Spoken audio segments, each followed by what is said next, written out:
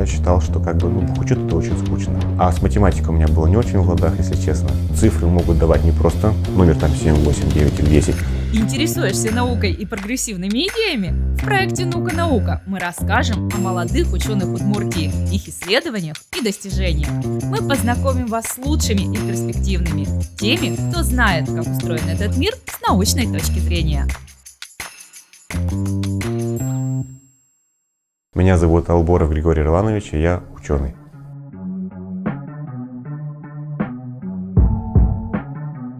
Я работаю в Аграрном университете города Ижевска, занимаюсь разработками в экономической сфере. В детстве я мечтал быть пилотом дальней авиации. Мне очень нравятся самолеты, сейчас я очень их люблю. Но по ряду объективных причин я не смог стать пилотом. Поэтому я решил, что куда же мне пойти? Отец у меня доктор наук экономических, он говорит, пойдем в экономику. Тебе вроде было в детстве интересны цифры.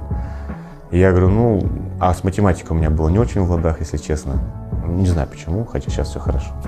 И я говорю, давай. Я поступил на экономический факультет и на профиль бухгалтерского учета. И я считал, что бухучет это очень скучно. Но когда я разобрался в нем, действительно познал, что это такое, увидел, что цифры могут давать не просто номер 7, 8, 9 или 10, а я могу по ним видеть, как идет движение денег, капитала, я понял, что мне это интересно. Я обрабатываю большие данные по экономике, в частности, интересуют труды по эконометрике. То есть это когда у нас причинно-следственная связь, допустим, зависимость, например, рождаемости населения от уровня его релокации и заканчивая покупательской способностью. И вторая разработка – это мы с коллегами пытаемся поработать уже на агрономическую тему, то есть мы пытаемся обработать большие данные по сельхозпредприятиям, чтобы они смогли перейти на цифру, быстро их обрабатывать и получать результат. Одно из направлений, которым мы занимаемся, это работа с бизнес-процессами, допустим, обращение граждан, например, различные муниципальные государственные службы.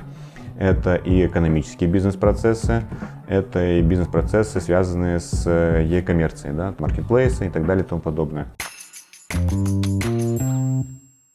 Я очень часто практикую, когда я им даю базу данных, они потренировались, а потом я им говорю, вот это, ребята, используйте, оно рабочее, оно не рабочее. То есть, и они через полпары понимают, что оно не работает, такие, слушайте, она же не работает. Я говорю, теперь найдите ошибку, вы же знаете, как с этим работать. То есть, для того, чтобы студенту было интересно, нужно не просто давать ему задачу, натаскивать, надо дать ему нестандартную задачу. Разработать систему, которая позволит примерно прогнозировать будущие волны или линии тренда по развитию экономики в разрезе региона, либо даже района, с целью того, чтобы управление городских служб или управление регионом понимали, что, допустим, здесь узкое место, стоит ли сюда больше вложить каких-то действий либо ценностей.